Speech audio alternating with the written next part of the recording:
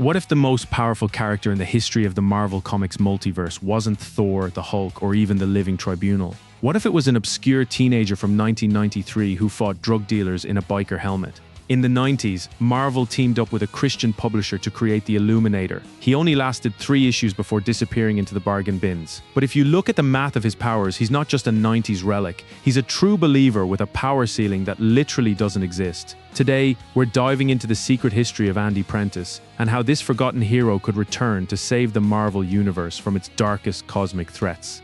The year was 1993. Marvel was struggling financially, desperately trying to avoid bankruptcy.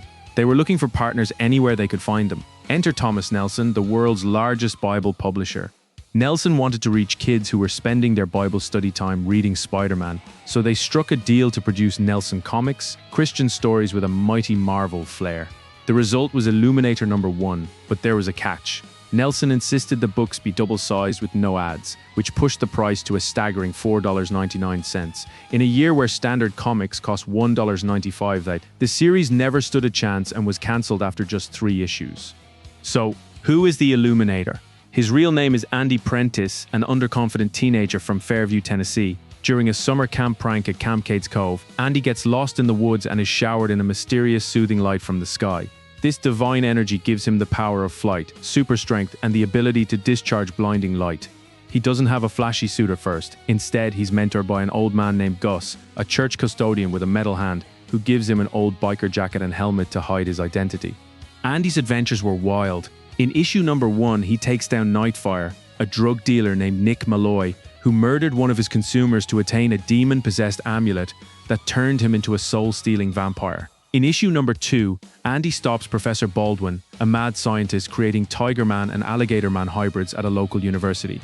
In issue #3, he rescues his girlfriend Tracy Austin from the Channel Master, a cult leader who used New Age crystals to summon demons and trap souls. But the most important thing about Andy isn't who he fought, it's how he fought.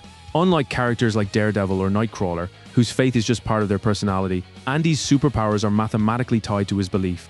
If his faith is shaky, his powers ebb and flow. But if his faith is strong, his power engine is uncapped. So let's imagine a comeback scenario. Fast forward to 2026. In real time, Andy is now 50 years old. He's the pastor of a local church in Fairview, Tennessee, married to his high school sweetheart, Tracy Austin. He hasn't used his powers in years, choosing a simple life of quiet devotion. But his power engine hasn't gone anywhere. It's actually more stable than ever.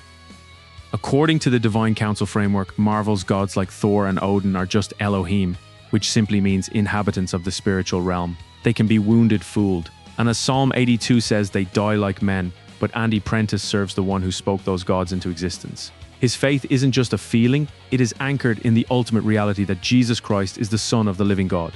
This confession is the ultimate metapower in Marvel lore. When Andy leans into this truth, he doesn't just punch a villain, he brings an ontological correction to the universe. Imagine the movie climax. The one below all is using the green door to possess the Hulk and unmake reality. The Avengers are helpless because they are trying to fight a spiritual void with raw cosmic force.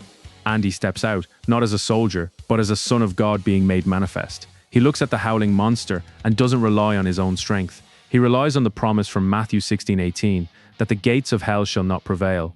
As he anchors himself in that sovereign authority, his power ceiling shatters.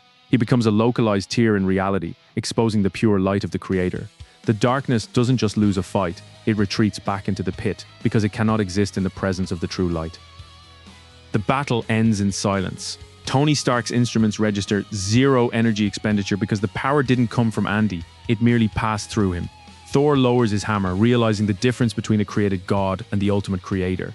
Andy simply adjusts his jacket and tells Captain America, "It was never about how much power I had, Captain. It was about who I believed in." The Illuminator is the reminder that in a world of chaos, the ultimate power is the light that no darkness can overcome.